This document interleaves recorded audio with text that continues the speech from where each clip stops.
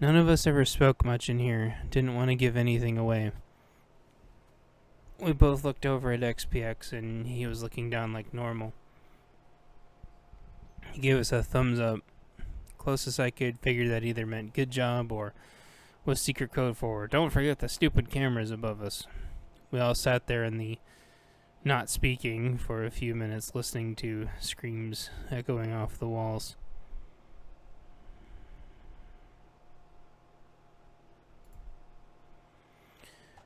I assume all trying to think of some kind of code to use that we'd all universally understand or something, and nothing came to mind.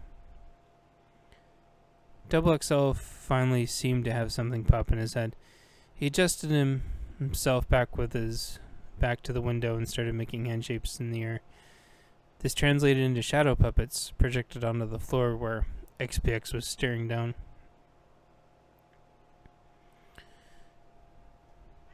It took me a minute, but I finally caught it out of the corner of my eye and started watching the show. Now, if I didn't know better, I would say that XPX started smiling for a split second, but then stopped and almost imperceptibly tapped his foot or wiggled his toes or something.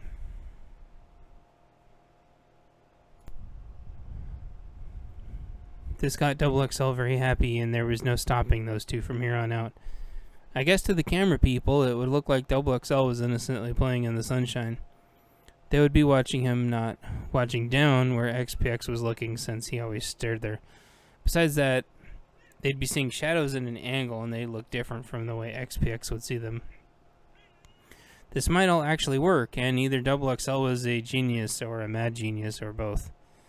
Double XL must have had a lot on his mind that he wanted and needed to get out, or maybe he wanted to practice communication first or introduce himself. Regardless of the reason, he crossed his fingers twice to form an X, and then an L shape, and then finally a symbol pointing down. A few minutes into making random shapes, presumably to warm up his hands or to throw off anyone paying attention, he paused for a few moments for dramatic effect to tell us it was story time. It was the story of how he got here. The story of Double XL, far away, months earlier, winter, Chapter 7, quick break. Double XL apparently was in a group very similar to the one I was with, about 12 to 15 strong, protecting about a group of 20 to 30 or more. Out of the city somewhere far away from here, northeast I guess, but obviously not on the other side of the Cascades, or you would have been fine, since all of that had been locked down by our side quite a long time ago.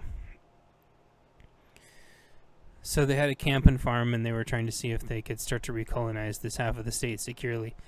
They wanted to see if the other side had been completely eating itself alive yet. The symbols for this part were very funny. It was one hand eating the other hand. We all knew what that meant. XPX and I both smiled that time. I almost laughed, but covered my mouth. Double XL continued once I had taken some deep breaths and tried to pass it off like anxiety. This wasn't too hard amidst the screams in the background.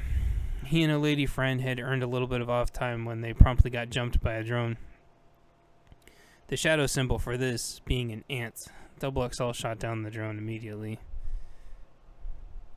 I imagined it both due to it capturing their intimate times and the fact that the other side had prominently used drones to easily assist in a lot of bad things during and post-collapse. It had been hovering in the air, so he was able to smash the bullet through the side of it instead of through the middle. He wanted to disable, not destroy it.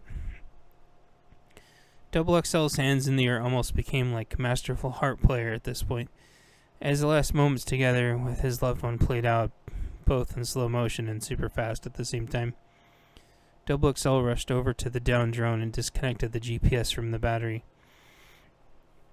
Double XL gave his lady friend the battery, camera, and external hard drive, bundled up in his shirt that he had taken off, gave her a kiss, and told her to run and that he would see her again.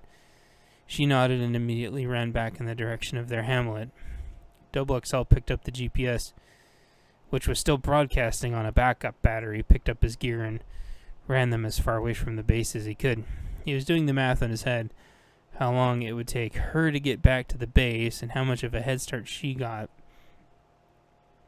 As best as he could figure, She should have been hitting the base and giving her clear codes to be let in. Right then, he started getting hit with rubber bullets from multiple directions at once. The last thing he remembered as they dragged him to their vehicle was them saying they never found the other one. When they went and finally found the drone, realizing XXL didn't have it, only the GPS. On the remaining drone parts, there was a note. They read the note to their group aloud. "We're coming for him, so take good care of him, or whatever happens to him will happen to you."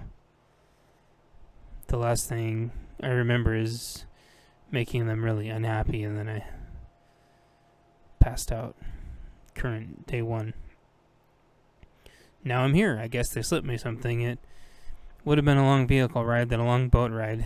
Good news was I wasn't beat up at all. I don't remember anything else except for filling out that stupid volunteer paperwork. As if I actually wanted to be here. For my name, I simply put XXL. I guess I thought it was an inside joke, but all of you have similar names, so I guess we all think alike. That pissed them off. They said, "Oh, we got another one of them," which I thought was strange, but I kept it to myself. Now I'm here with you guys. I guess we'll have something in common, even if we don't know it. "Yeah," I said out loud. "We're all sharing the same nightmare." As if on cue, more screams echoed through the halls. XXL fluttered some random hand gestures in the windows. The sun began to set, either to amuse himself or to throw off suspicion, and XPX moved his toes a few times in agreement, then suddenly stopped and stared to think about everything that had happened. The orderlies passed back and forth, taking others to and from the lab, and eventually my turn was coming up next to get labbed. Chapter 8. To the lab I go. Day 1. For some reason, my lab time was always in the dark. I guess that's how the schedule worked. As the sun set, those awful migraine-inducing bulbs started to flicker on, and 3 orderlies in black light-absorbent suits came to come get me. I said goodbye to my nook mates, and off I went. I looked in the other nooks as I went, but there wasn't much of a point.